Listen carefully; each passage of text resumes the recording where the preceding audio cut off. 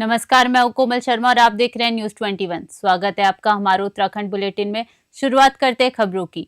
जन जन की सरकार, जन जन के द्वार कार्यक्रम के तहत रुड़की के ढंडेरा में कैबिनेट मंत्री सतपाल महाराज ने सीधे जनता से संवाद किया। उन्होंने ग्रामीणों की समस्याएं सुनी और कई मामलों में मौके पर ही अधिकारियों को समाधान के निर्देश दिए। मंत्री ने घोषणा की कि रुड़की से झबरेड़ा तक 44 किलोमीटर लंबे शीला खाला की खुदाई कराई जाएगी, जिससे 21 गांवों को जल भराव की समस्या से राहत मिलेगी। इसके अलावा मुख्यमंत्री ग्राम संपर्क योजना के तहत गांवों को शहरों से जोड़ने का कार्य तेज किया जा रहा है।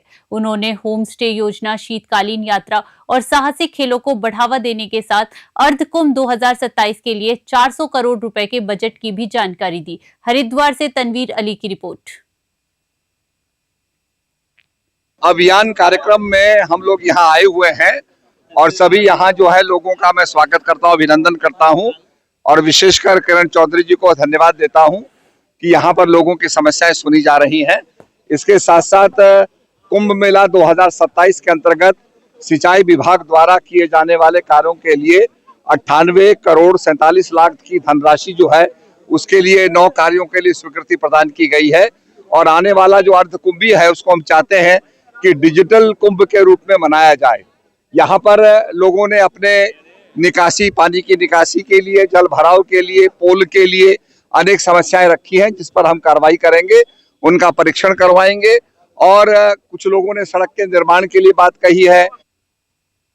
उत्तराखंड के उधम सिंह नगर जिले के खटीमा में वन्य जीव के हमले से एक बुजुर्ग की दर्दनाक मौत हो गई। घटना सुदूरवर्ती वन क्षेत्र बग्गा 54 की है, जहां 65 वर्षीय शेर सिंह अपने मवेशियों को चराने जंगल गए थे। शाम को जब मवेशी अकेले घर लौटे तो परिजनों और ग्रामीणों में हड़कंप मच गया। ग्रामीण जब खोजबीन करते हुए जंगल के भीतर पहुंचे तो वहां का नजारा बेहद खौफनाक था। ग्रामीणों ने मौके पर 2 टाइगर देखे, जिनके पास ही शेर सिंह का लहूलुहान शव पड़ा था। वन्य जीव ने मृतक के शरीर के कुछ हिस्सों को अपना निवाला बना लिया था। ग्रामीणों के शोर मचाने के बाद बाघ वहां से भागे, जिसके बाद शव को कब्जे में लिया जा सका। वन विभाग की टीम ने मौके पर पहुंचकर जांच शुरू कर दी है और शव को पोस्टमार्टम के लिए नागरिक चिकित्सालय खटीमा भेजा गया है। इस घटना के बाद से पूरे सीमावर्ती क्षेत्र में दहशत का माहौल है और ग्रामीणों ने वन विभाग से सुरक्षा की मांग की है। खटीमा से अशोक सरकार की रिपोर्ट।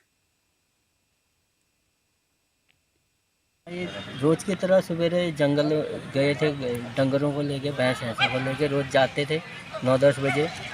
जब ये शाम को आए नहीं तो भैंस तो आ गई, मतलब 5 बजे करीब आ गई भैंस।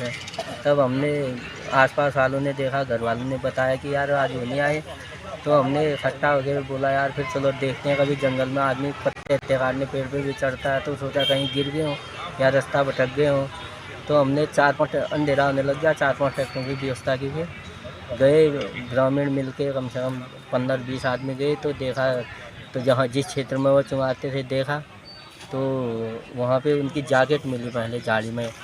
तो उसी के सहारे गए, आगे खून के निशान भी मिले उनके, तो निशान भी बन गया था झाड़ी में। नागरिक चिकित्सालय खटीमा में 65 वर्षीय एक पुरुष को लाया गया है, जो कि बग्गा 54 का निवासी है, जिसके परिवारजन द्वारा बताया जा रहा है कि उसको किसी जंगली जानवर जैसे कि शेर ने हमला करके उसको मारा है। बॉडी को कब्जे में लेके उसका पंचनामा किया गया है और पोस्टमार्टम की कार्रवाई कराई जा रही है। तत्पश्चात ही बता धर्मनगरी हरिद्वार स्थित हर की पैड़ी पर सायंकालीन गंगा आरती में शामिल हुए पूर्व केंद्रीय मंत्री और भाजयुमो के पूर्व राष्ट्रीय अध्यक्ष सांसद अनुराग ठाकुर।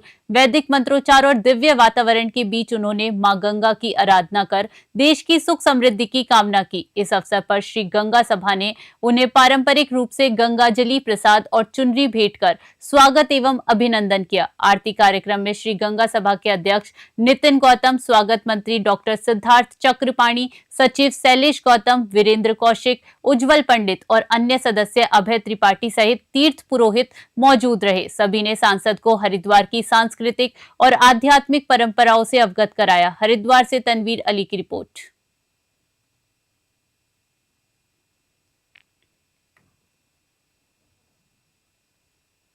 हरिद्वार में आरटीओ कार्यालय में नागरिकों की सुविधा और पारदर्शिता बढ़ाने के लिए संभागीय परिवहन अधिकारी निखिल शर्मा ने एक नई पहल शुरू की है। अब कार्यालय आने वाले प्रत्येक व्यक्ति की स्वयं चेकिंग की जा रही है ताकि केवल वही लोग परिसर में प्रवेश कर सके जिनका वास्तविक कार्य हो। इस कदम का उद्देश्य कार्यालय में अनावश्यक भीड़ को नियंत्रित करना और आम नागरिकों को समयबद्ध और सुचारू सेवाएं उपलब्ध कराना है। अधिकारी खुद मॉनिटरिंग कर व्यवस्था की प्रभावशीलता सुनिश्चित कर सकेंगे।